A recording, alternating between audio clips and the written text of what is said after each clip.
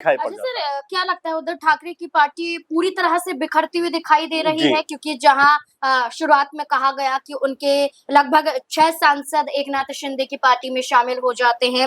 इसके बाद अब ये पार्षदों को लेकर कहा जा रहा है कि वो भी बगावत कर सकते हैं, हुँ। इसलिए मातोश्री में एक बैठक बुलाई जाती है इनकी और विधायकों की भी बैठक बुलाई जाती है और इस बैठक की अध्यक्षता आदित्य ठाकरे करते हुए नजर जी। आते हैं। क्या लगता है कि उद्धव ठाकरे सबसे ज्यादा कमजोर दिखाई दे रहे हैं? देखिए अगर हम शुरुआत से देखें जब जो शिवसेना एक थी उस हुँ, समय शिंदे ने जब अलग गुट बनाया, हुँ, तब भी ये लगा कि क्या यहाँ पर उद्धव ठाकरे की हुँ, पार्टी अब बहुत कमज़ोर हो गई क्योंकि नाम भी चला गया, सिंबल भी चला हुँ, गया, लोग भी चले गए। उसके बिल्कुल। बाद में भी वो गठजोड़ बनाते हैं और लोकसभा में अच्छा खासा हुँ, प्रदर्शन भी करते हैं, 8-9 सीटें उनके पास आती हैं। हुँ, लेकिन विधानसभा आते-आते फिर एक बार उनकी कमज़ोरी सामने आ हुँ, जाती है कि महज़ 18-19 सीटों के ऊपर या इस तरह हुँ, के आंकड़े के ऊपर उनकी जो 20-20 पार्टी हुँ, वो सिमट जाती है। तो मिला-जुला कर देखा जा सकता है कि अगर मान लीजिए 19-20 सीटें आपके पास आई भी और अगर वो भी अब बगावत के मूड में दिखाई पड़ते हैं, आपके पार्षद भी बगावत के हुँ, मूड में दिखाई पड़ते हैं और जो 8-9 आपके पास सांसद थे उसमें से 6-7 जो हैं हुँ, वो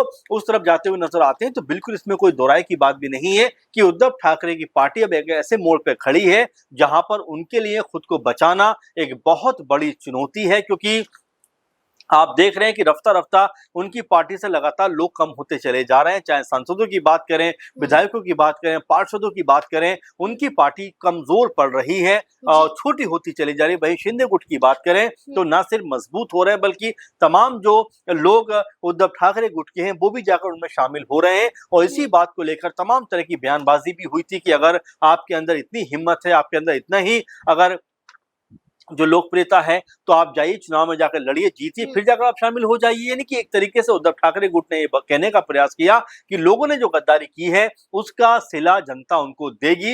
लेकिन हुँ, फिलहाल तो ऐसा लगता है कि उद्धव ठाकरे की जो शिवसेना है, यहाँ हुँ, पर बेहद कमज़ोर है और इसी को शायद मोर्चा सँभालने के लिए, इसी को शायद रोके रखने के लिए अब जी, आदित्य ठाकरे भी सामने आ रहे हैं बिल्कुल। और लोगों से कम्युनिकेट कर रहे हैं। कितना हुँ, उनका ये कम्युनिकेशन असर डालता है, देखना होगा। लेकिन फिलहाल बिल्कुल इसमें कोई दो राय की बात नहीं है कि उद्धव ठाकरे की जो शिवसेना है, वो काफ़ी ज़्यादा कमज़ोर होती हुई दिखाई पड़ रही बिल्कुल, है। उद्धव ठाकरे के बाद अब आदित्य ठाकरे ज़िम्मेदारियों को उठाते हुए नज़र आ रहे हैं और एक बड़ा चेहरा बन रहे हैं अपनी